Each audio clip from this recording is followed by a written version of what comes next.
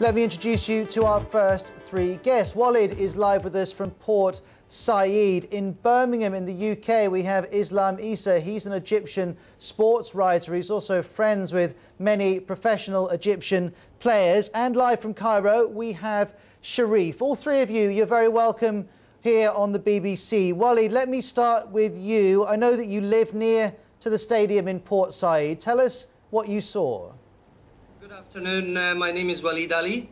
I'm here in Port Said, and I just saw all the tragic accident. I live across the street from the stadium, and all I saw about it when the Al Ahly team came to the stadium by about 20 buses, about 10 thugs. They came and tried to attack with drugs.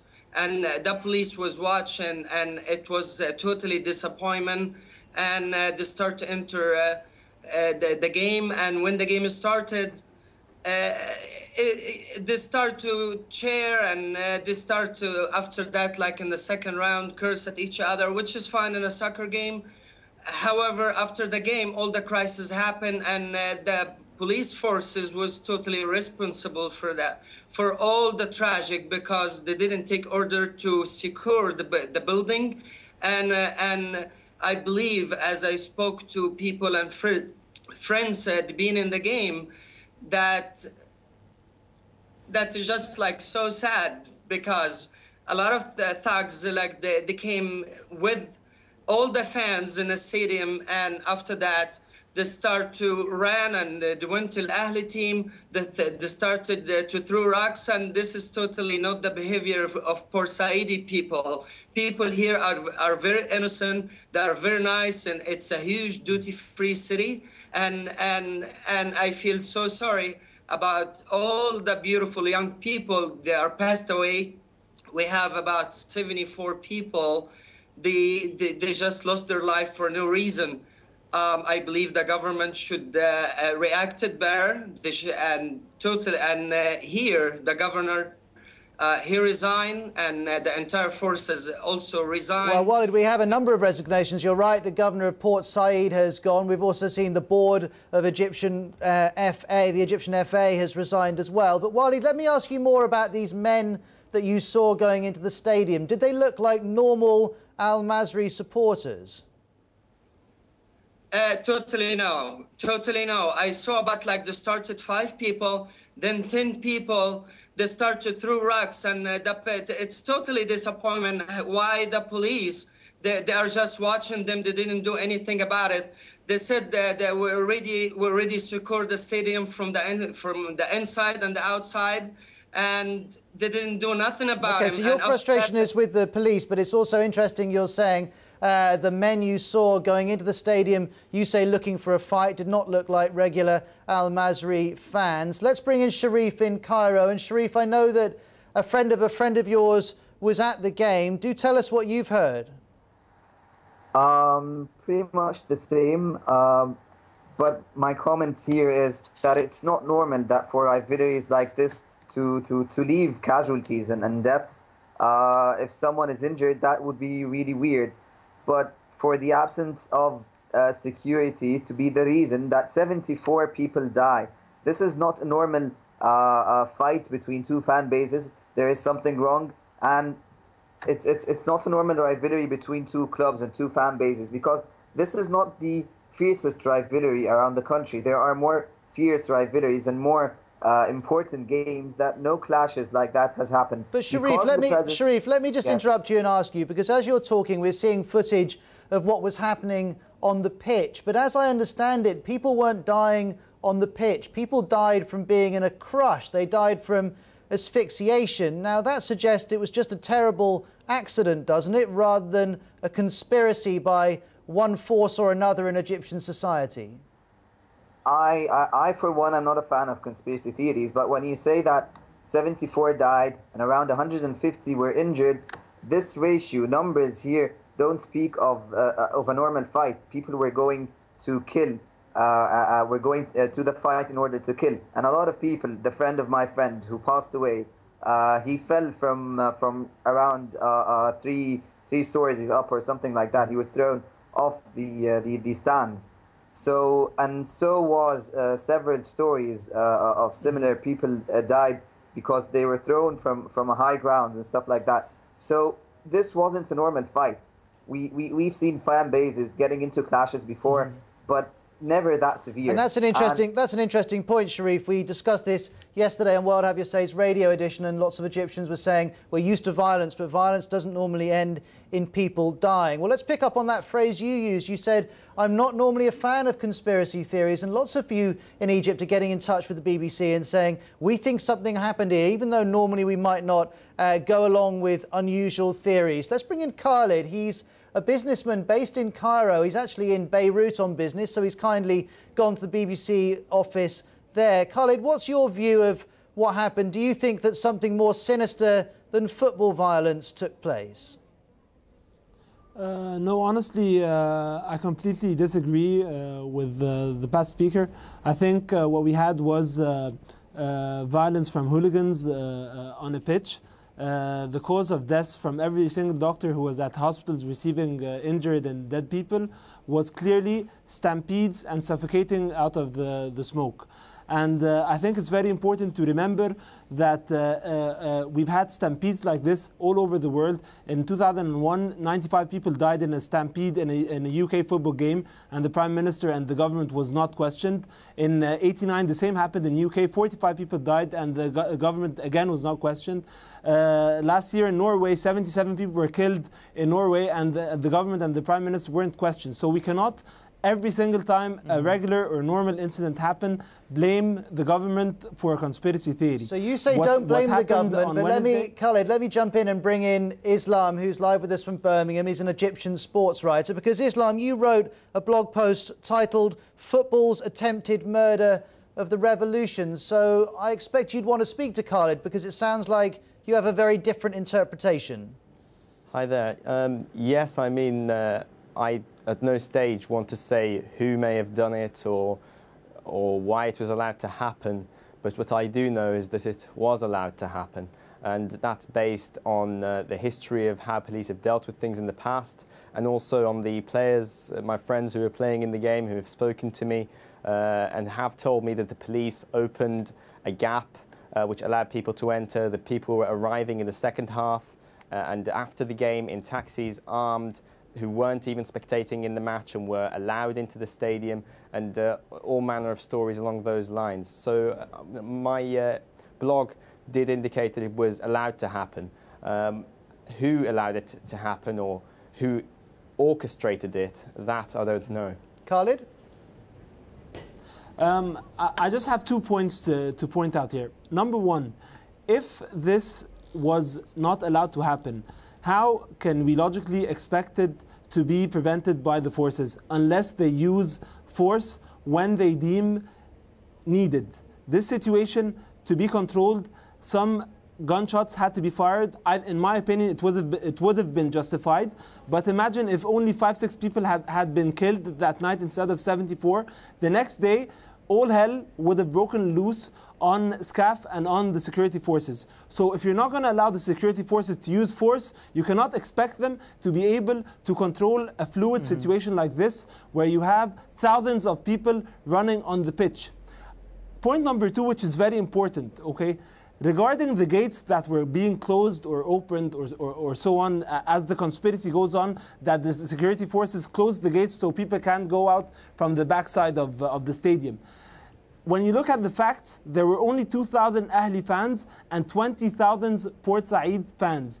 If the back gates would have been opened, this would have meant that the 20,000 people would have gathered around the 2,000, and I think the death toll would have been much higher. So what you're offering us, Khalid, what you're offering us, let me jump in here, what you're offering us is a practical explanation of how this could have unfolded. And I have to tell you, Islam, that looking at some of the messages coming in, there is a sense that some people think Egyptians would see a conspiracy when anything happens. Assad in Pakistan's watching. He's just posted on Facebook. Obviously, it's a sad incident, but next thing you know, people will start protesting in Tahrir every time it rains. This is getting ridiculous now. What would you say to that, Islam? I think this is a perfect example of the anti-revolution rhetoric which is being created from these kind of events. Khalid has said exactly what the anti-revolutionary people want him to say, which is, this is what happens when police can't be violent. This is what happens when police can't use force. This is why we need the army to stay for as long as possible. This is why it was safer during Mubarak's time. And that's exactly the rhetoric that they are trying to make people say. I don't know who they are. I'm not saying that it was orchestrated as such, but I know from the people who were there that something like this was allowed to happen. I'll give you an example. The captain of the home team, his brother, who's also a former player, was just outside the stadium, and he said to me that cars were arriving, armed men were arriving, and were allowed in without tickets during the second half. But Islam, if you were a policeman of a police force which has had a traumatic 12 months and maybe doesn't have the support or the training it needs, and a huge amount of thugs turned up and said, can I come in? You could maybe understand why those policemen didn't want to stop them. It doesn't mean they're involved in a conspiracy. I haven't pointed the finger on anyone, if you've noticed. So I'm by no means blaming the police or the army or the ex-regime. Something like this was allowed to happen by somebody. Thank you very much indeed, Islam. Sharif in Cairo, Walid in Port Said, and Khalid in Beirut. We're going to carry on this discussion in a moment. And if you're tweeting, as you can see top left on the screen, you can use the WHYS and the Port Said hashtags.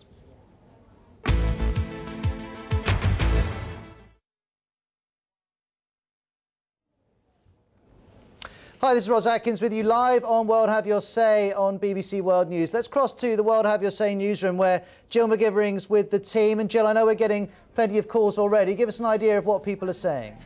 Yes, lots of calls coming in. Sri Lanka, Tanzania, Nigeria, Ghana, just some of the latest. And a definite division of opinion about exactly what happened on Wednesday. There are a lot of people who say, look, we should take this at face value. Basically, this was a dispute between rival fans, pure and simple. There's nothing more to it than that. And those people tend to take a view that they call on Egyptians to be more mature. These people tend not to be very sympathetic to the demonstrations going on at the moment. And basically to be saying sport is something that should bring harmony, it should bring people together, and it shouldn't be something that's the basis for violence. In fact, just before we came on air, Javier on the team was talking to Sudesh in India on a Google Plus hangout, another way, of course, of getting in touch with us on World Have Your Say. And Sudesh was saying that he sees this Jill, as mob mentality. Let me just jump in there. I want to hear more about this, but let's just pause for a moment.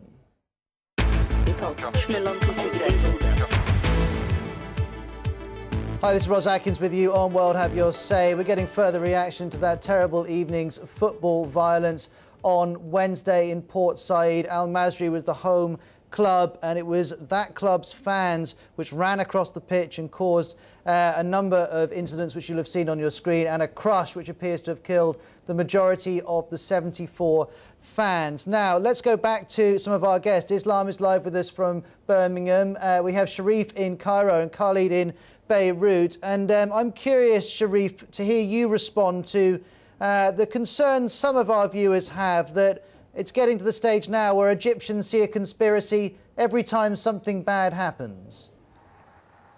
Well, this is sort of in the culture, but this is something I don't abide by usually and search for something of a higher power, something like that, interfering and causing problems. And I would have sided with what Khalid is saying if the casualties who fell were 1 or 2 or 5 maximum. We're speaking about 74 dead people. This couldn't be by accident. And he mentioned stampede and he mentioned smoke. A, there were no smoke grenades, there were no tear gas, there were nothing like that. B, a lot of people were stolen while they were being beaten and being killed, sadly. And a lot of the injuries are more severe than simple stampedes, because stampedes have certain symptoms to say that, okay, he died by a stampede, but a lot of people had severe injuries as traumas in face and broken bones and stuff like that. That wasn't a normal stampede. Okay, So I mean, clearly you still have many suspicions, as do a lot of our viewers. It's going to take us a long time to find out exactly what did happen on Wednesday night. Perhaps we never will. Those of you calling, we appreciate it. Do keep your calls coming in. We'll get as many of you on the air as we can. I can see messages coming in from Mauritania, India, UAE, Angola, the US, Mauritius, the UK and Ecuador. And of course, lots of you in Egypt are calling. It's country code 44 2070 83 72 72. Let's stay in Cairo. In a moment, we're going to speak to one of Egypt's top football TV presenters. But first of all, let me read you this. Zander writes in The National, which is a news site based in Abu Dhabi, the events highlight Egyptians' profound sense of insecurity. The unproven speculation is distracting from the reality that Egypt urgently needs police reform. And that very much has been echoed by what some of our guests have been saying. Now, Adam El Kamouni presents a football show on Egyptian television. Sir, thank you for joining us. Do you think that Wednesday night was inevitable because football had become political during the revolution last year?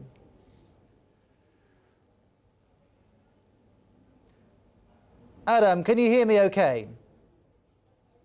Doesn't sound like we can hear him. We'll try and clear up the sound, but I'll ask exactly the same question. Well, actually, before I do ask our guests any more questions, let's go straight to Tahrir Square, because the BBC's Yolanda Nell has just come through, and we want to hear what's happening there. Yolanda, tell us the latest.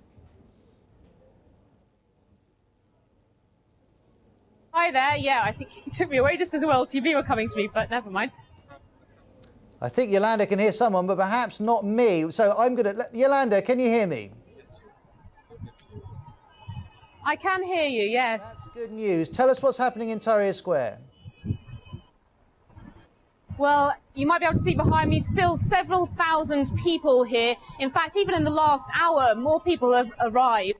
And the violence is continuing just off one of the side streets here, close to the Interior Ministry. I can still see the clouds of white tear gas. You get a whiff of it every now and then. And this is the real focus of confrontations between the protesters who are venting all their anger at the security services. There's also concrete walls which were previously keeping the protesters apart from the police, protecting the Interior Ministry. What happened overnight is that they were partly dismantled, and I can see people now able to climb over those. So tensions continuing to rise here just as it gets dark, and in fact there have been reinforcements just in the last hour.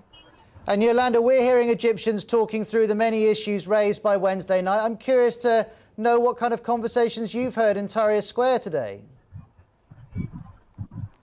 Certainly the anger here is really not just at the security services, but also at the ruling military. They're the ones who, these fans at least, hold responsible for the violence on Wednesday night. Now, there are many conspiracy theories that go around saying that there was deliberate negligence by police, that this was an attempt to target the ultras, those hardcore Al Ahly club supporters who were actually also at the hardcore of revolutionary forces, who led many of the confrontations with police, who had their own grievances with police and had the most experience, if you like, in street warfare. And key moments over the past year, we have seen them out on the street and leading their chants, adapting their football chants for use by the general activists against the military and the security services.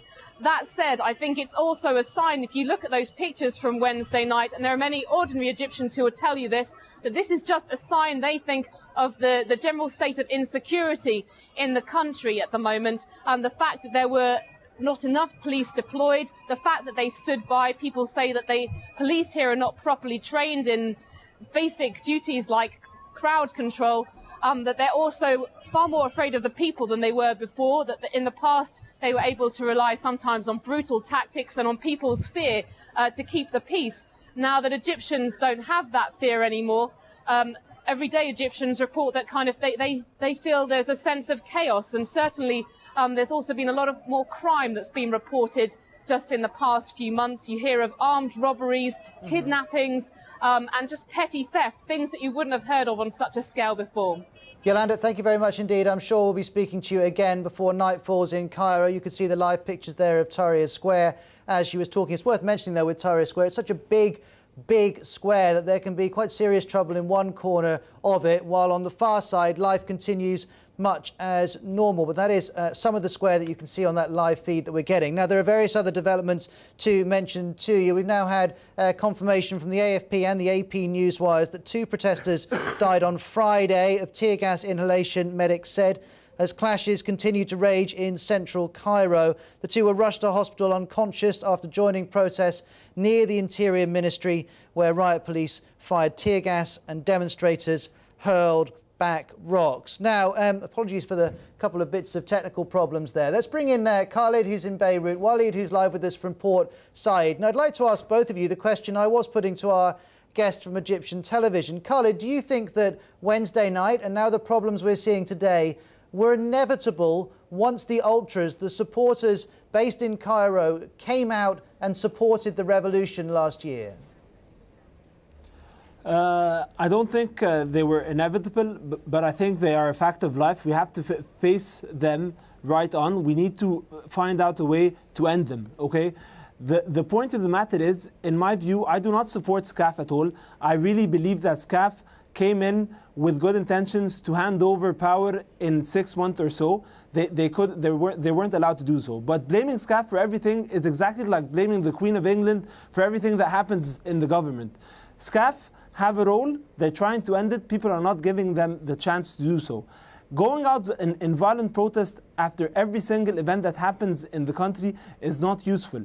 The very important point I have to make, that such events like Wednesday happened in the Zamalek game, they happened in Mahalla game, they happened in 3-4 other games in the past 6 months, even in handball and volley games. I think the mistake of SCAF is that after they arrested some of these fans and they said they were going to try them in military courts, they left them after 2 or 3 weeks because people would go out and start talking to SCAF and pleading and I just want to remind our viewers that SCAF is the abbreviation of the Armed Forces Council, which is in charge of Egypt at the moment. And Walid and Islam as well in Birmingham. And Walid, do you think that football fans should have stayed out of the revolution?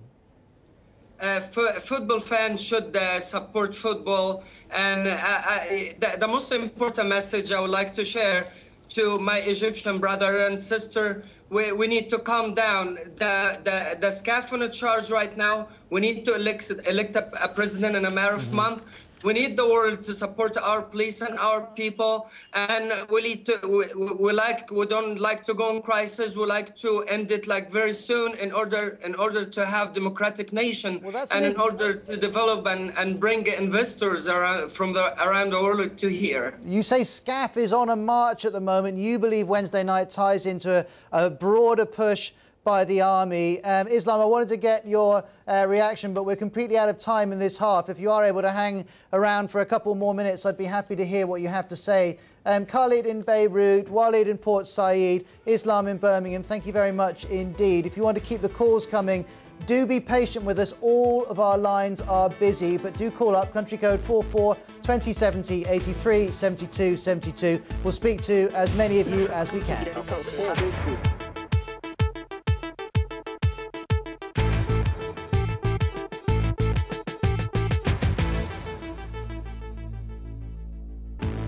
If you want to call up at any point during the programme, you can do so. Country code 44 2070 83 72 72. Let me introduce you to our first 3 guests of this half an hour. Islam is still with us from Birmingham. He is an Egyptian football writer. He's also friends with many players in Egypt. We've also got James Montague, author of When Friday Comes, Football in the War Zone. He's live from a BBC studio in London. And Adam El Kamouni presents a very well-known football show on Egyptian television, and we can speak to him live from Cairo. Adam, do you think that football has become too political in Egypt? Ross, how are you doing? First of all, yes, I think it's being political after the revolution of the 25th of January. I think the Ultras did a major role in the Camel incident, which is very famous in Egypt on the 2nd of February 2011. So I think what happened in Port Said was a mixture of stupidity and mixture of vengeance from some of the police forces.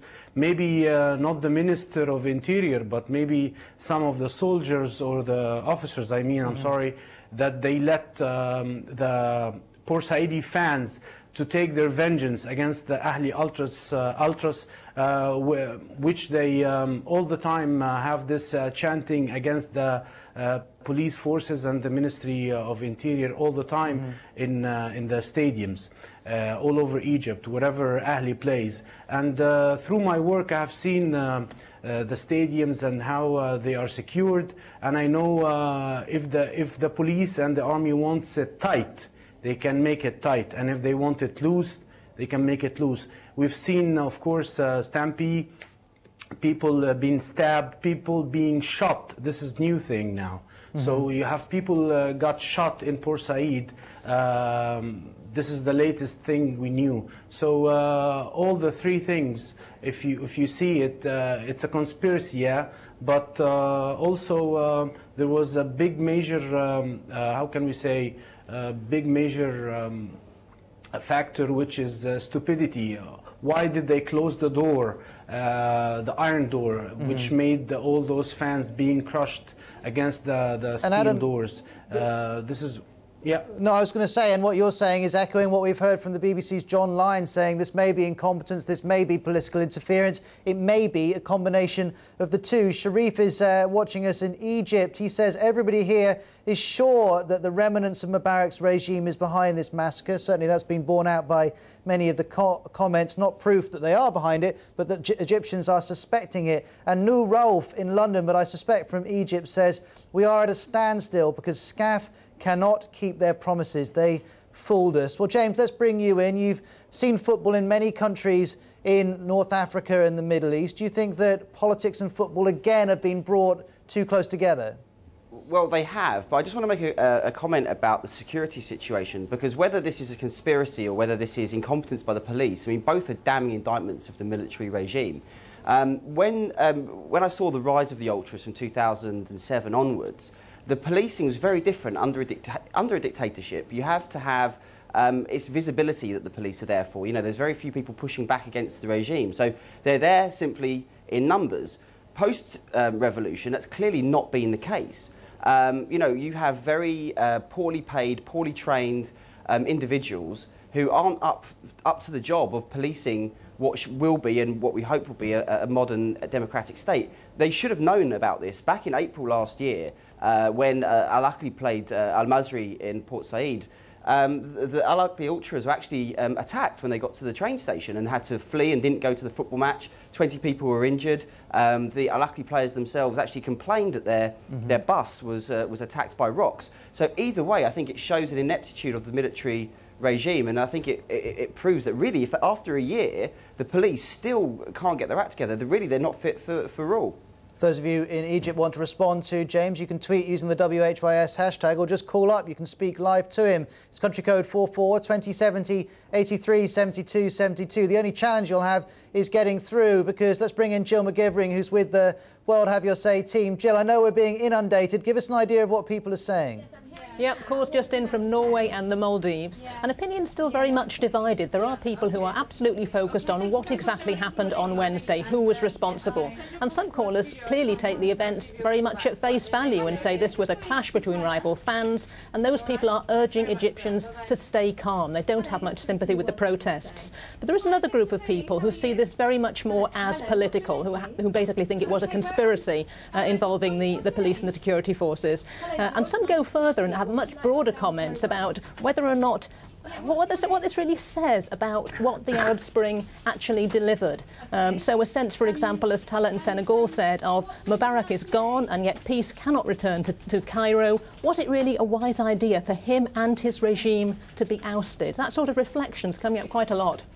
Thank you very much indeed, Jill. And those of you watching very closely would have been able to see on the screen behind her a number of flashing areas of that screen. That is all of your calls coming in. We're answering them as often as we can. Nuruddin's just tweeted from Nigeria saying, here, football is the only unifier of the nation that still binds us together. But I'm confused about what happened in Port Said. I think a lot of us would say we are, Nuruddin. And Erling in Norway is posted at facebook.com/World Have Your Say, to say two words answer everyone's questions about Port Said: stupid, hooligans. But their point is, I suppose, no one would dispute hooligans were involved, but are they football hooligans, political hooligans, or in Egypt does that distinction not work at all? Well, let's go straight back to Tahrir Square, because the story is very much still developing. Yolanda Knell is there for the BBC. Yolanda, we're getting more news on the wires about the number of people who have died today. What can you tell us? Certainly what we're hearing is that at least one person, maybe two people have been killed, probably from the inhalation of tear gas. And just on the street over here, around the Interior Ministry, I can just see it over to my left. This has been the real scene of confrontations between the protesters and the police. And we have seen huge clouds of tear gas going up. You can even breathe it in from this rooftop. And just in the last half an hour, it's been a constant din. These sirens heading off from ambulances heading off in this direction to bring away the injured. And what it's saying on state television is that more than 1,400 people have been injured in these last 2 days of violence. Yolanda, thank you very much indeed. We'll go back to you again, I'm sure, very shortly here on BBC World News. Now, Apelia in Nigeria has posted on our Facebook page: in my country, football has been the most uniting of all activities. It's only during football matches that the Hausa and Igbos and Yorubas forget their differences. Football doesn't inflame political violence here. Well, James, let's bring you back in. Why is it that Nigerians, and not just that message, lots of Nigerians are saying football helps, while in other parts of the world it seems to be doing the direct opposite? Well, I think it depends where you come from. I mean, I've studied very much the Middle East, and what I've discovered that under dictatorship, trying to hold back the tide of public expression and freedom of expression, it's like putting your finger in a dam, and it will find its way out eventually. And in Egyptian society, because Mubarak was so successful in basically shutting down every single form really of dissent or political opposition, that the two places where you really did see any kind of, or where you could enjoy any form of freedom of expression, one of them was the mosque, which explains largely the rise of the Muslim Brotherhood and their popularity within Egyptian politics and society. And the other was at football stadiums, where you could freely say bad things about Mubarak, usually about Mubarak's mother, about Al-Adli, the Interior Minister, and about all the problems that within Egyptian society could be freely expressed there. So the reason why football has become extremely political and why these ultra groups are allowed to develop is a very specific Egyptian example, because of the conditions that were created by Mubarak. Let's keep on talking about this, because Hani Sadiq is joining us, a former Al-Ahly player. Thank you very much for your time today, sir. Do you think your club made a mistake when it allowed its supporters to become very political last year? First of all, I want to say sorry about all the people losing their life in this match, and for all the families. And, that's a shame. That line is not holding out for us. That's a shame. But let's bring in Adam, a very well-known Egyptian football TV presenter. I'll ask you the same question, Adam. Should Al-Ahly as a club have done more to counter the political inclinations of its supporters? Well, Ross, you cannot stop those kids from interfering with the politics. Al-Ahly club has no control over the ultras.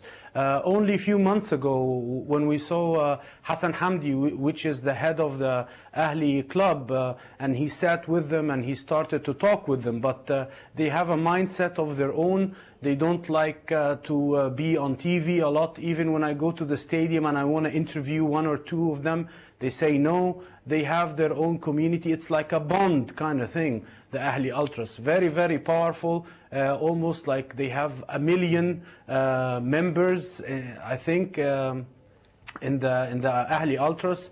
Very well organized. Every time they go to the stadium, they have their own entrance. They do such a fascinating show. They stun everybody every time they are in Cairo Stadium or any other stadium.